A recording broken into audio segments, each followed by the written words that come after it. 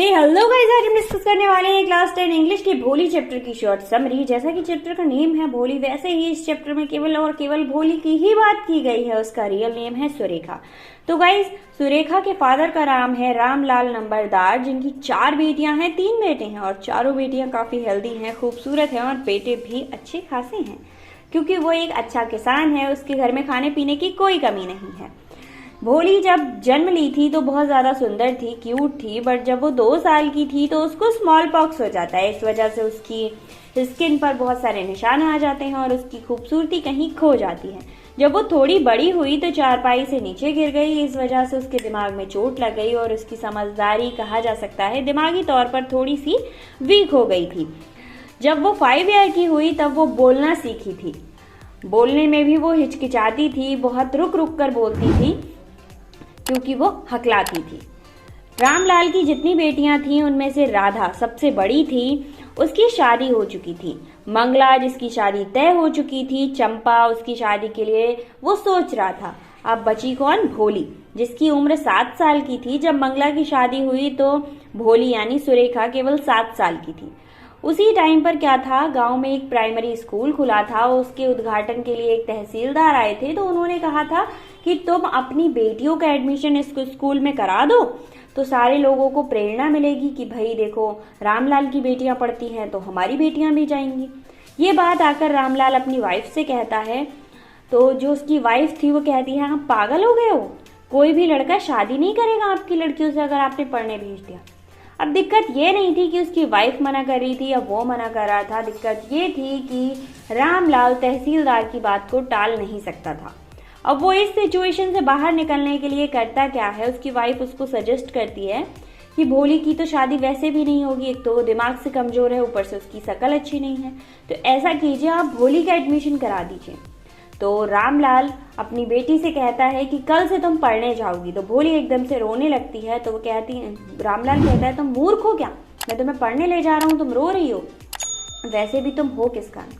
तो भोली इसलिए नहीं रो रही थी क्योंकि वो पढ़ने जा रही थी। एक्चुअली उसे याद आ रहा था वो दिन जब उसके घर में एक खराब गाय, मतलब जब उसने दूध देना बंद कर दिया था तो उसकी माँ ने उसे बेच दिया था। तो उसे लग रहा था कि कहीं ना कहीं उसे भी इस घर से निकाला जा रहा है क्योंकि वो किसी काम की नहीं है और वैसे भी सारे लोग उसको इग्नोर करते रहते थे। सुबह हुआ तो उसके पिताजी ने कहा, मतलब फादर ने कहा कि उसको अच्छे से कपड़े पहना दो, निला धुला दो। तो उसकी मम्मी जो थी उसको निलाती हैं, धुलाती हैं, अच्छे कपड़े पहनाती हैं। तो भोली समझ गई कि आज से पहले तो मैंने बस पुराने कपड़े ही पहने थे और कोई मेरे कपड़ों को ना सिलता था और ना ही धुलता था, तो आज मुझे अच्छे से कपड़े पहनाए जा रहे हैं, मतलब मैं अपने घर से अच्छी ही जगह पर कहीं जा रही हूँ। उसके पापा उसको ले जाते हैं और जब वो स्कूल में एंटर करती है तो बड़ी डरी सहमी सी रूम के एक कोने में जाकर बैठ जाती है और इधर उधर देखती है। उसे कुछ समझ ही नहीं आता उसे करना क्या है। दीवार पे लगी हुई एक हाउस की पेंटिंग को वो देखती है, हॉर्स की पेंटिंग को वो देखती है। उस हॉर्स को देखते ही उसे अपने तहसीलदार का हॉर्स याद आ जाता है क्योंकि तहसीलदार हमेशा हॉर्स पर बैठकर आया करते थे। उसके बाद वो एक काऊ देखती है, वो कहती है गॉड देखती है। उस गॉड को देखते ही उसको अपने पड़ोस में बंधी काली बकरी की याद आती है। उसके बाद वो एक पैरट देखती है, उस पैरट को देखते ही उसे आम के पेड़ पर बैठे हुए तोतों की याद आती है। उसके बाद वो गाय देखती है जो कि उसके घर में रहने वाली गाय भोली जैसी थी जिसको उसकी माँ ने बेच दिया था। वो ये सारी चीजें देख रही होती है। उस पेंटिंग के कलर उसको बहुत ज्यादा सुंदर लगते हैं और वो बस देखती रह जाती है कि तभी भोली को एहसास होता है कि उसकी टीचर उसके बराबर में खड़ी हुई है और बड़े ही पोलाइटली, बड़े प्यार से उसका नाम पूछ रही थी। भोली को उसके टीचर का उससे प्यार से बोलना बहुत अच्छा लगा और भोली ने आंसर करने के लिए अपना नाम बोलना स्टार्ट किया, बट वो हकला गई। अब इस चीज को देखकर भोली खुद ही रो जाती है और रोकर उसी रूम के कोने में जाकर बैठ जाती है। वो देख रही थी कि सारी लड़कियां उस पर हंस रही हैं, बट वो कोई भी रिएक्ट नहीं करती और ना ही उनकी तरफ नजर उठाकर देखती है। स्कूल की बेल बजती है और सारी लड़कियां बाहर चली जाती हैं, बट भोली बाहर नहीं जाती है, वो वहीं बैठी रहती है। तभी उसकी टीचर दोबारा आती हैं और बड़ी ही सॉफ्टनेस से उससे फिर से नाम पूछती हैं। भोली फिर से ट्राई करती है उसकी दयालु टीचर के लिए कि शायद वो बोल पाए। टीचर के बार बार मोटिवेट करने पर आखिरकार भोली अपना नाम बोल देती है और उसकी टीचर उसको बहुत ज्यादा सपोर्ट कर रही थी और उसकी प्रशंसा कर रही थी कि वाह तुमने अपना नाम बोल दिया। फिर उसकी टीचर उसको एक पिक्चर बुक देती है और कहती है कि तुम 1 महीने में ये पिक्चर बुक पढ़ना सीख जाओगी अगर तुम रेगुलर स्कूल आओगी, और फिर तुम अपने गांव में सबसे ज्यादा पढ़ी लिखी कहलाओगी और तुम्हें कोई भी तुम्हारा मजाक नहीं उड़ा पाएगा। तुम नए नए शब्द सीखोगी और लोगों से बात कर पाओगी। उसकी टीचर उसका सपोर्ट करती रहती है और ऐसे ही 4-5 साल बीत जाते हैं। अब रामलाल अपनी बेटी भोली के लिए एक रिश्ता लेकर आता है और उसकी माँ से कहता है, रिश्ते के बारे में बताता है। उसकी माँ बहुत ज्यादा खुश हो जाती है। वो कहती है भोली तो बहुत खुशनसीब है जो उसको इतना रिच हस्बैंड मिलेगा। फिर भोली के जो फादर थे वो बताते हैं कि वो जो इंसान है वो रिच जरूर है बट वो मेरी एज का है, उसके बड़े बड़े बच्चे हैं, उसकी एक्स वाइफ एक्सपायर हो चुकी है और वो एक टांग से लंगड़ाता भी है।